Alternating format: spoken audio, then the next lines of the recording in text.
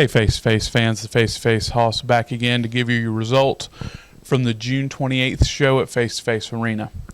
The show started off with a match with Shoot Taylor versus Cosmo, their fourth installment. This was a no disqualification match, medals versus the mask. Yours truly got to be the general manager for the night and had to make Prince Apollo leave ringside due to what he had done about a month ago, costing Cosmo the first match these guys had together. This was a very high-flying match. Moves everywhere, Canadian destroyers, top rope moves, all kind of crazy stuff. If you missed the match, you missed a lot. Long story short, however, Cosmo actually got the pin. He got the medals. However, once the match was done, Xiomara went to get the medals from Shoot's little area where he kept them. She balled them up in her fist, acted like she was going to hit Shoot, and cold-cocked Cosmo.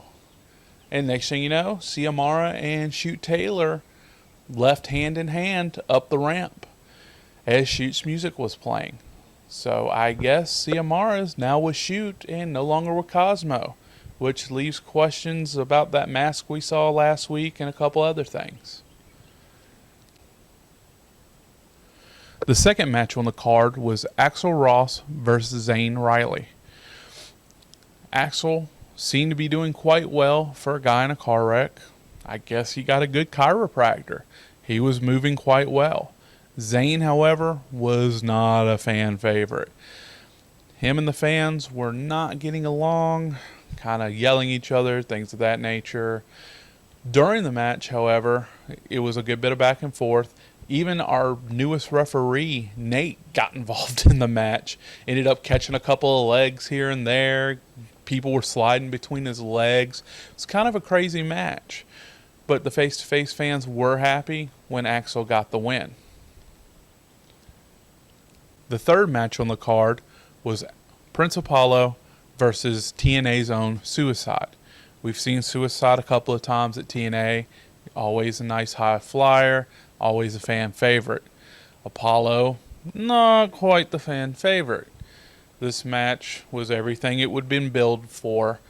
Apollo did his best. Tried to ground Suicide down the best he could. However, Suicide did get the win. It was a hard-fought battle, though. It was not an easy win for Suicide. Prince Apollo made Suicide put everything he had on the line to get that win. The fourth match on the card was actually the retirement match. Blackheart versus Brian James. As we saw on videos all during the week on their social media, these two were going back and forth. Do not seem to like each other, mainly surrounding the fact that Brian James got a title shot when he didn't deserve one, which I completely agree with that one. I understand Blackheart's thought on that. This was also Blackheart's retirement match, so he wanted his last match to be the match to put Brian James out of the business as well. The match started off strong, these two knocking the crap out of each other, beating the hell out of each other. However, Blackheart actually got the pinfall in a very hard-fought match. Once the match was over, the two kind of shook hands because they both earned each other's respect.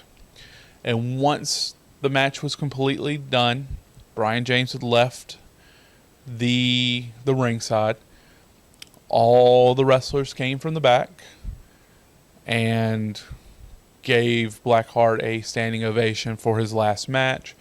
And one of Face-to-Face owners, Richard, came down and presented Blackheart with a plaque of appreciation for the effort he had put in on the shows. Blackheart, of course, took the mic, took a couple of cheap shots at the crowd, and then went upon his merry way. After intermission, the next match on the card was Casey Fox, the new member of Face-to-Face Women's Division, versus Xiomara, newly with Shoot Taylor. Shoot Taylor even accompanied her to the ring. Xiomara came out to new music.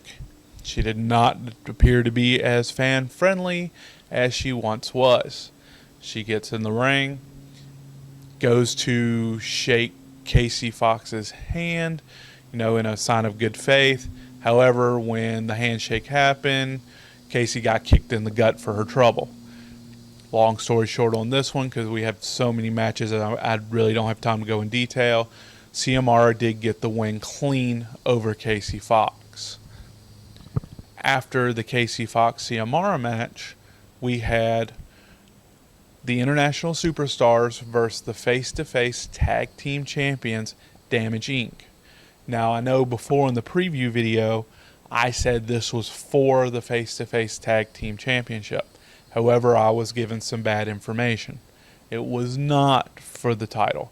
It was actually a match to where if the International Superstars won, they would be the number one contenders and get a title shot later down the road.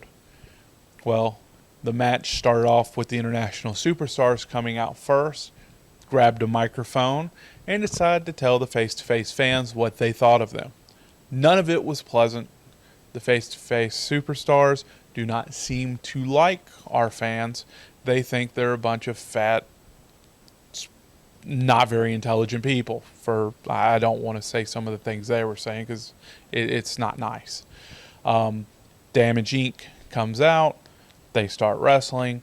The International Superstars are high flyers, so there's a lot of high flying, fast pace moves.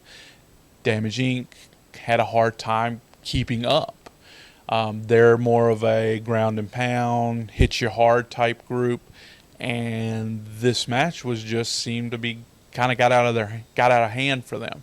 And the International Superstars actually got the win, so they are now our number one contenders for the face-to-face tag team championship, and they will get a title match at a later date, which will be decided by face-to-face officials at a later date.